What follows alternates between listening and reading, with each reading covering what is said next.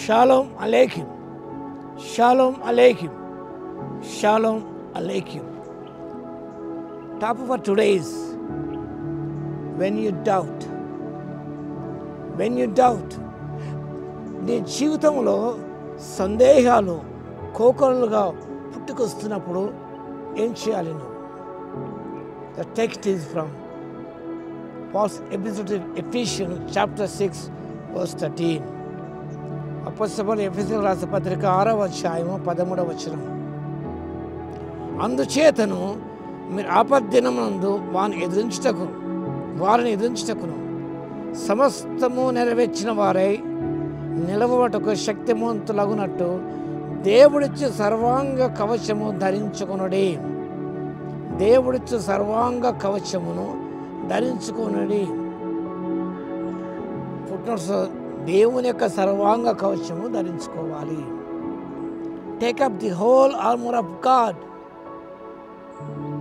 Do you ever wonder whether the Bible can be trusted? నేను కొన్నిసార్లు అనుకుంటూ ఆశ్చర్యపడతాను, బైబిల్ను నమ్మొచ్చా మనం? స్కాటిష్ రిఫార్మర్ జాన్ నాక్స్ అనే ప్రార్థన, Lord give me Scotland or else I die. ప్రభు, స్కాట్లాండ్ దేశం నాకు ఇవ్వు, లేనట్లయితే నేను చనిపోతాను. ఆయన గొప్ప రిఫార్మర్. ఆయన చెప్పిన మాట గమనించినప్పుడు Scottish reformer John Knox confronted that he passed through a darkness when his soul was filled with anger, indignation,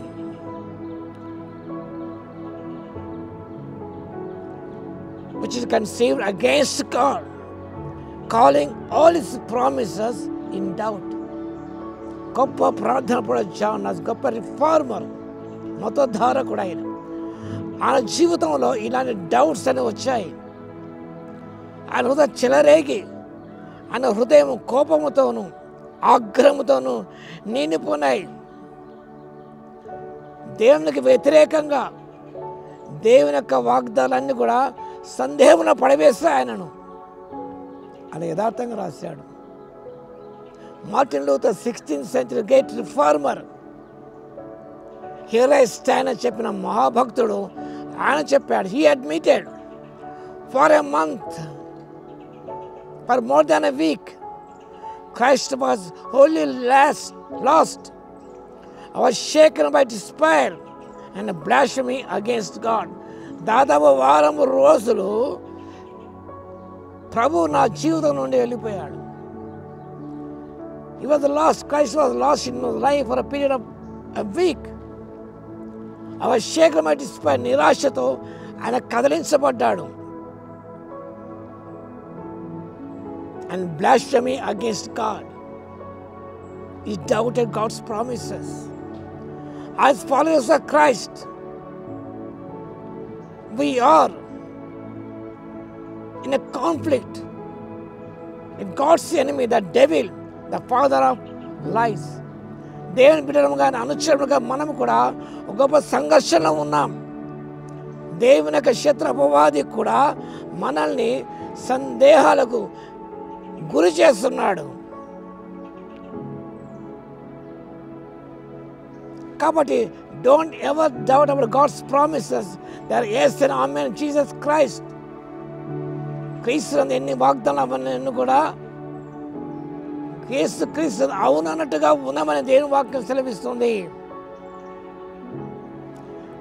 నీ జీవితంలో సందేహాలు పుట్టుకొచ్చినప్పుడు you have to take up the whole armour of God.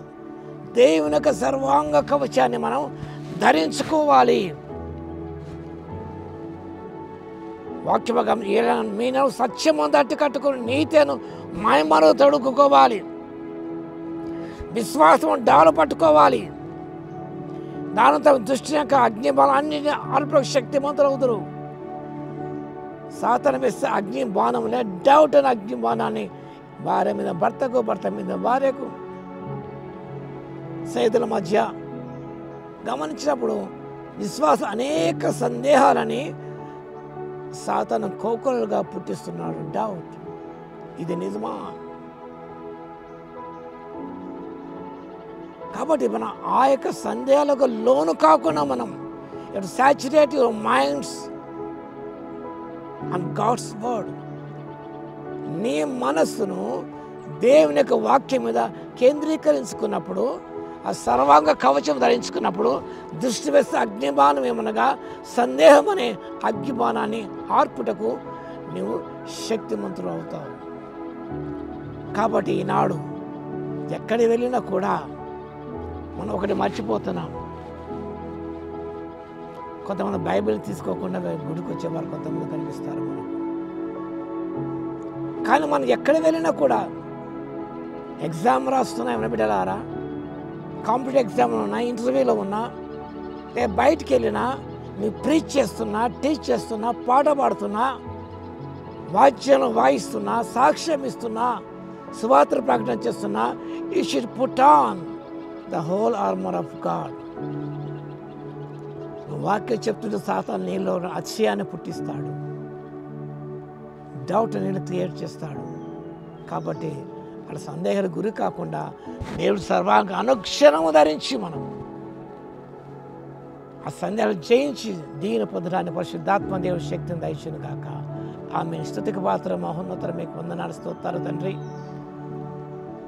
మా అపవాది శత్రువు అయిన సాతాను ప్రభువా సందేహాలు పుట్టిస్తుండగా మీ వాక్యం మీద మనసు కేంద్రీకరించుకుని మీరు సర్వాంగం ధరించుకుని తండ్రి వాని అగ్నిబాణం ఆర్పుటకు శక్తి గలవారు మగునట్టు ప్రభువా మీరు సర్వాంగం ధరించుకొని ముందుకు సాగిపోటకు జయించుటకు శక్తి ఇవ్వగలందుకు మీకు స్తుతి స్తోత్రాలు చెల్లిస్తూ యేసుక్రీస్తు పరిశుద్ధ నామములో ప్రార్థించి వేడుకొస్తున్నాము తండ్రి.